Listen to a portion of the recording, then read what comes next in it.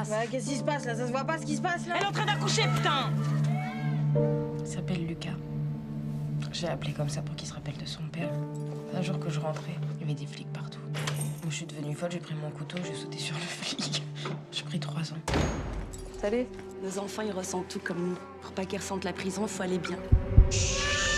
Lucas, ça va mon grand? Il faut faire vite là parce qu'il bouge plus. Vous vous calmez. Je sais pas quoi faire, Laurence. Je peux rien faire. Lui, il est innocent. Fallait y penser avant. Quoi? Il fallait y penser avant. Vous avez donc agressé la surveillante ici présente la nuit dernière. Vous êtes dangereuse. J'ai jamais fait de mal à mon fils, moi. À partir de maintenant, à la moindre petite infraction, je convoquerai le juge des enfants. Sinon, ta petite, là, elle sort bientôt. Je prépare la procédure pour la faire adopter. Quoi? Calmez-vous. Ah non, mais je veux pas qu'il aille dans un foyer à l'aide sociale, quoi. Ça, il en est pas question. Faut vous prendre en main, c'est tout. Ils veulent pas qu'on se perde en main ici. Vous connaissez personne d'autre qui pourrait garder votre fils? Il va falloir me prouver pendant cette année que vous pouvez vous réinsérer. On m'a dit qu'il fallait que je travaille pour faire bien pour Lucas. Toi aussi, tu te laisses pas battre. Mais c'est quoi ces gueules de constipés? Allez merde, un petit sourire.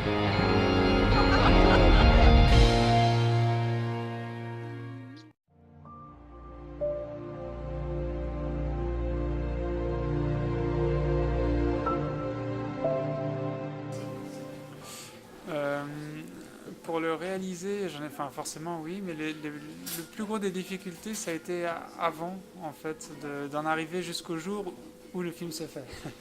Ça a été ça pour moi le plus dur. Ça a été vraiment donc l'écriture du scénario s'est étalée sur 7 ans, dont 1 an et demi où les producteurs ont cherché l'argent. Et c'était toute leur mise en cause, de savoir, financièrement c'était pas évident. Donc c'est tout ça en fait pour moi qui a été le plus difficile en fait. Ça a été d'en arriver au jour où le film se faisait. Et après, pour la fabrication du film, il y a eu plein de difficultés, ça c'est sûr. Je dirais les 2 plus grandes, c'était d'une part le tournage avec les bébés, et d'autre part le fait qu'on tourne dans une prison. Et donc du coup, au niveau de la mise en scène, c'était assez restreint.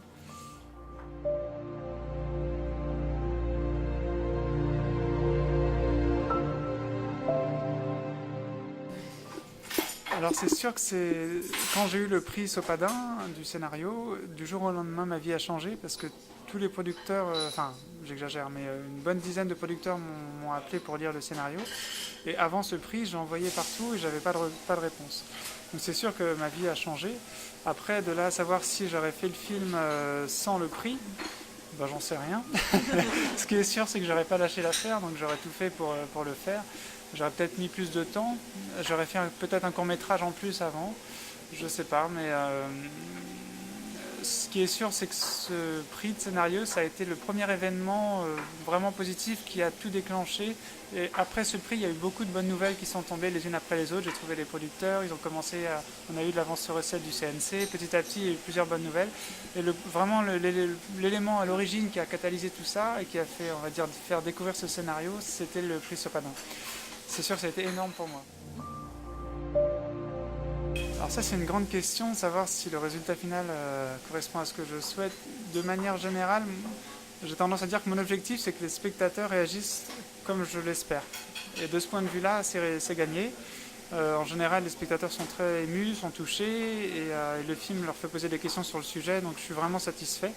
Après, moi, personnellement, j'ai forcément énormément de regrets dans tous les sens, mais c'est pas dans mon caractère de rester dessus, donc à tous les niveaux, que ce soit au tournage, s'il y a quelque chose que je ne peux pas obtenir, j'essaie de l'obtenir. Si j'y arrive pas, je le fais sortir de ma tête très rapidement pour pas rester avec quelque chose de négatif en moi et pour toujours regarder de l'avant et jamais à l'arrière. La première version du scénario faisait au moins 3 heures et avec les producteurs, pendant 1 an et demi, ils m'ont fait réécrire. Ça a vraiment amélioré le scénario. À chaque fois, je me disais, mais non, c'est bon, j'ai ma version finale. Là. Et à chaque fois, ils me disaient, non, ça peut encore être travaillé. Et à chaque fois, effectivement, j'arrivais à réduire et à dire exactement la même chose en plus court. Jusqu'à un moment où, avant le tournage, il y a eu quelques dépassements de budget, on n'avait pas assez de financement, donc j'ai dû couper des scènes. Sur le moment, ça a été dur, parce qu'il y a bien, je pense, 15 à 20 minutes de film que j'ai coupé 1 mois avant le tournage. J'ai enlevé des personnages, des décors. Il y a toute une facette du film qui a été vraiment amoindrie. Mais avec le recul, je pense que c'est plutôt positif. parce que ça m'a fait vraiment me poser les questions, qu'est-ce qui est essentiel à chaque scène. Et je prenais chaque scène et je me disais vraiment qu'est-ce que cette scène apporte au film. Et s'il y avait juste 3 ou 4 choses, je me disais c'est pas suffisant pour en faire une scène. Il faut qu'il y en ait au moins 6 ou 7, parce que si on a 3 ou 4, je prends ces éléments, je les mets dans d'autres scènes. Et donc, et avec le recul, je pense que c'est des scènes que j'aurais coupées au montage pour la plupart. Alors il y a toujours quelques scènes que je regrette, mais elles sont pas nombreuses finalement. Il y en a peut-être 1 ou 2 ou 3 que je regrette vraiment, mais comparé à tout ce que j'ai pu faire, c'est rien du tout, quoi.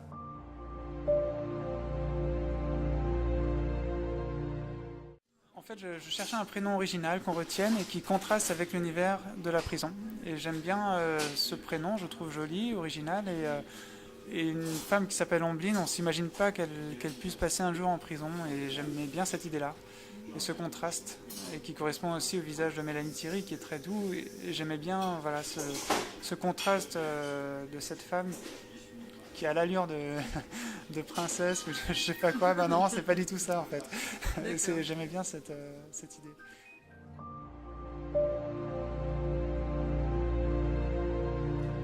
Alors oui, c'est sûr que Mélanie porte le film totalement sur les épaules. Alors il y a plein de choses à dire. Déjà sur le choix de Mélanie, au début je pensais pas la prendre, je pensais prendre une inconnue pour le rôle d'Omblin. Et c'est la directrice de casting, Laure Kushner, qui m'a conseillé de voir Mélanie. Et donc j'ai rencontré en casting, et elle a fait un casting comme les autres comédiennes.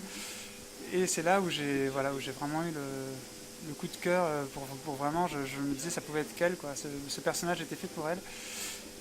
Et ensuite, elle ne m'a pas rappelé pendant 3 semaines, quand je lui ai dit qu'elle avait le rôle. Et j'ai eu très peur qu'elle refuse, en fait, parce qu'elle avait peur du personnage. Et heureusement, elle a accepté. Il y a eu un gros travail de préparation.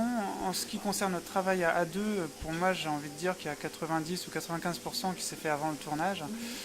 Dans un premier temps, pour écrire le scénario, j'avais eu besoin de l'incarner aussi, ce personnage d'Omblin, et j'ai accumulé énormément de documentation, que ce soit des livres, que ce soit des documentaires, des personnes que j'ai rencontrées. Donc j'ai essayé de donner toute cette documentation à Mélanie.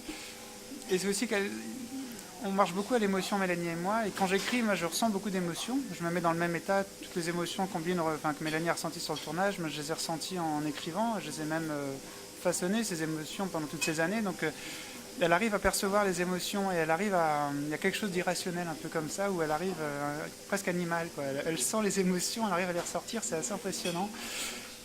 Et donc après, on a fait un atelier de théâtre à la Maison d'arrêt des femmes de Fleury-Mérogis. Et ça, c'était très important pour Mélanie. Parce que je voulais vraiment que le personnage parte d'elle. Je voulais pas qu'elle la diriger de telle manière à ce qu'elle fasse tout ce que je lui dis. Je voulais que ce personnage, qu'elle l'incarne et que ça parte d'elle. Et donc pour ça, il fallait d'une part qu'elle rentre en prison, qu'elle passe au-delà des premières sensations qu'on a lorsqu'on rentre dans une vraie prison, et qu'elle rencontre des femmes qui vivent la même chose que son personnage. Ça, c'était vraiment important. Donc on a fait cet atelier de théâtre à Fleury-Mérogis, et c'était vraiment très fort. En plus, c'était en période de rentrée scolaire, et souvent les femmes détenues sont déprimées en période de rentrée scolaire, parce qu'il y a cette image de cette grosse pression sociale. Elles ont peur d'être considérées par la société comme étant des mauvaises mères, et ça, elles en souffrent énormément. Et donc c'est vraiment ressorti pendant cet atelier. Il y avait beaucoup de choses très fortes, et Mélanie a réussi à s'imprégner de ces émotions pour les faire ressortir sur le tournage. Après, on a pris le scénario scène par scène. Je lui ai dit tout ce que j'avais écrit, pour moi, tout ce qui se passait dans le sous-texte, à travers les dialogues, tout ce qui se jouait dans les relations entre les personnages, dans les scènes coupées, tout ce qui se passait entre les scènes, tout ce qui se passait avant la vie du personnage.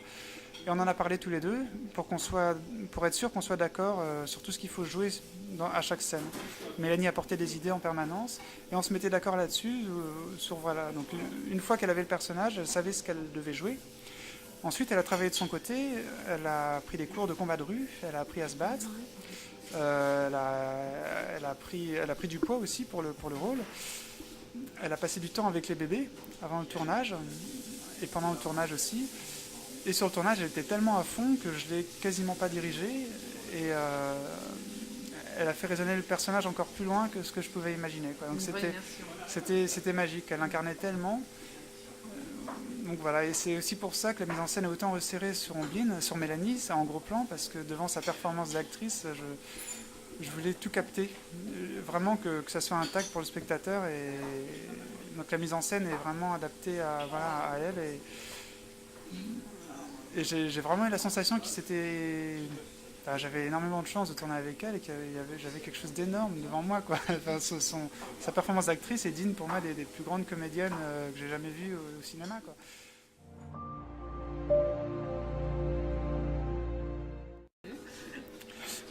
Oui, donc l'intention de départ, c'était vraiment de donner la sensation qu'Ombline parle au spectateur. Elle lui dit voilà, je vous présente mon fils Lucas et je vais vous raconter ma vie avec lui. C'était l'intention de départ. Et après, sur l'idée de traduire cette intention avec un regard caméra, c'est la première assistante Valérie Hautner-Gérard qui a eu cette idée-là. On avait fait des prises où elle regardait juste à côté de la caméra et c'est elle qui m'a dit tu devrais essayer de lui demander de regarder la caméra. Donc j'ai écouté son conseil, j'ai demandé à Mélanie regarde la caméra pour voir et là c'était une évidence que c'était beaucoup plus fort.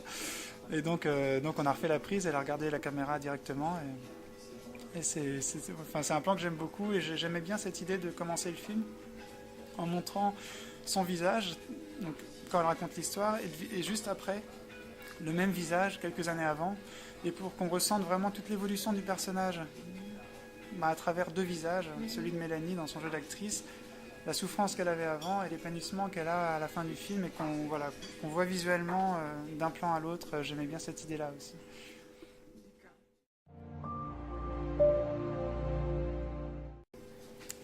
Alors oui, c'était le tournage avec les enfants, c'était ce qu'il y avait de plus important, de plus beau et de plus intéressant et de plus dur. En tout, il y avait 21 bébés sur le tournage. Il y en a 7 qui jouaient le personnage de Lucas. Et dans un premier temps, il fallait qu'on y croie, qu'Ombline est la mère de Lucas. Et Mélanie n'était pas la mère de ces 7 enfants. Oui. Et il fallait qu'on sente l'amour entre les deux. Et ça, c'était essentiel. Je voulais que dès la première scène, quand la première scène commence, elle lui raconte une histoire. Et je voulais filmer, non pas Ombline qui raconte une histoire à Lucas, mais le sentiment qu'ont les deux personnages pendant cette lecture. Et je voulais qu'on sente l'amour mère-fils à ce moment-là. Et donc, il fallait trouver des idées en permanence. Donc là, cette idée-là, il me semble que c'est toujours Valérie Hautner-Gérard, la première assistante, qui avait eu cette idée. Donc, je voulais ces regards, ces caresses, et je ne savais pas comment les obtenir. Et on en a parlé avec les parents, avec Mélanie, et l'idée est venue de faire un jeu avec l'enfant. Et quand on lui disait fais une doudouse sur l'oreille, il faisait une petite caresse comme ça sur l'oreille, fait une doudouse sur le nez, une petite caresse sur le nez, fait une doudouse, etc.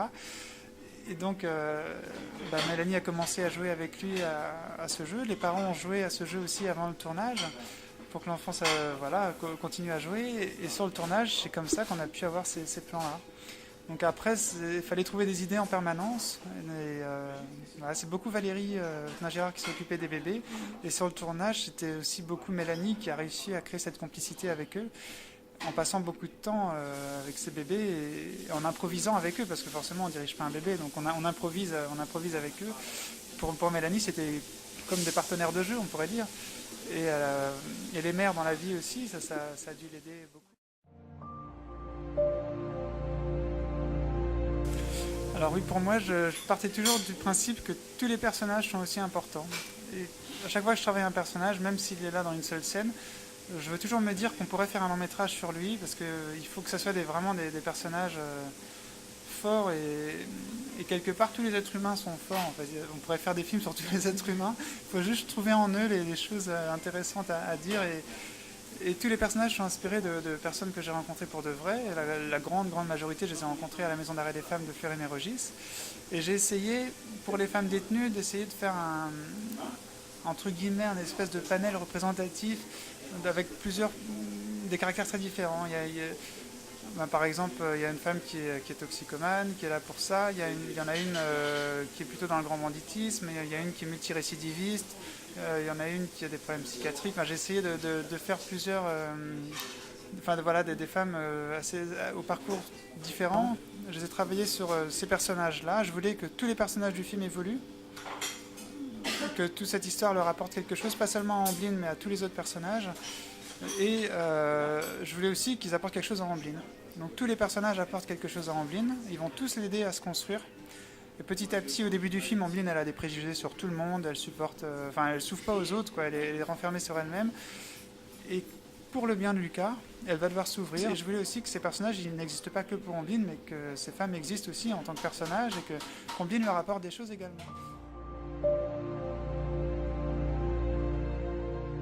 Alors avec Cyril, donc c'était une très belle rencontre. C'est le directeur de post-production Guy Courtecuisse qui nous a mis en contact. Moi j'avais écouté ses musiques, j'aimais bien, je lui ai parlé. Pour moi au début, je pensais vraiment à un seul thème musical, le thème d'Omblin et Lucas, qu'on aurait dans la première scène du film et qu'on retrouverait au milieu quand Lucas et Omblin vont être séparés. Je peux le dire parce que pour les spectateurs qui l'ont pas vu, parce qu'on le sait dès le début. Mais donc pour moi, le film fonctionnait sans musique. Et d'ailleurs, au montage, quand on avait un premier montage, le film fonctionnait sans musique. Donc j'en voulais qu'une au départ, qui était pour moi indispensable. Et donc c'est le thème du film. Et ce que j'ai dit à Cyril, je lui ai fait écouter des musiques que j'aimais bien, qui me faisaient penser à ça. Il me posait pas mal de questions, il essayait de voir ce que j'aimais bien. On avait à peu près les mêmes goûts, donc la même sensibilité, donc c'est ça qui a collé tout de suite. Et je lui ai dit, le sentiment que je veux ressentir, imagine-toi quand tu étais enfant, tu étais avec ta mère et tout d'un coup tu la trouves plus. Tu étais dans la foule, tu ne trouves plus ta mère, donc tu paniques, tu te sens seul au monde, tu la cherches partout, tu cours, c'est une catastrophe, ta vie va tomber, tu es tout seul et tout. Et tout d'un coup, tu la retrouves. Tu vois ta mère qui est là, hop, tu vas dans ses bras, elle te fait un câlin, et là, le bien-être que tu ressens à ce moment-là, c'est ce sentiment que je veux ressentir dans cette chanson. Ensuite, il m'a fait une première proposition que j'ai tout de suite beaucoup aimée. Après, il a décliné au milieu du film et j'ai adoré sa déclinaison et j'ai trouvé ça magnifique.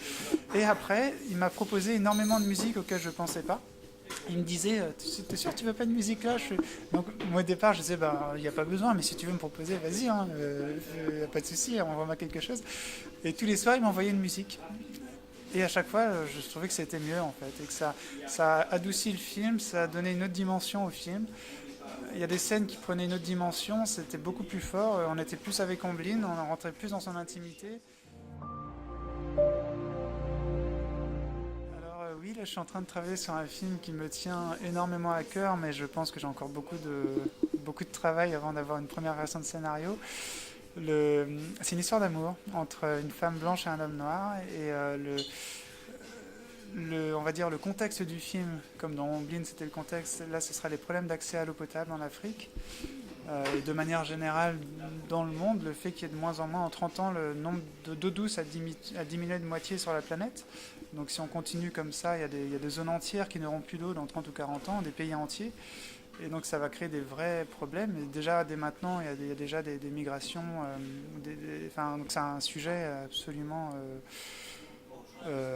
effrayant et magnifique et bouleversant dans tous les sens, et il y a énormément de choses à en dire. Et la manière dont je veux le traiter, c'est par la non-violence. Et le thème du film sera la non-violence et les luttes non-violentes, qui amèneront à retrouver de l'eau, je l'espère. Mais donc c'est vraiment ce thème de la non-violence qui m'est très cher, et j'ai remarqué en travaillant sur mon deuxième film qu'en fait c'était déjà très présent dans Omblin, qui dans le film c'est l'histoire finalement, Omblin c'est une femme violente qui dans un contexte qui la pousse à la violence va ressortir de là de manière non violente, mais c'est en filigrane dans Omblin, et je veux que ça soit au premier plan dans le prochain film et travailler beaucoup plus en détail, et que chaque spectateur s'interroge sur sa propre violence en voyant le film. C'est ça mon objectif, voilà. En parlant des problèmes d'accès à l'eau, voilà. Avec une belle histoire avant tout. Voilà. Voilà. Bien, merci. Merci beaucoup à vous.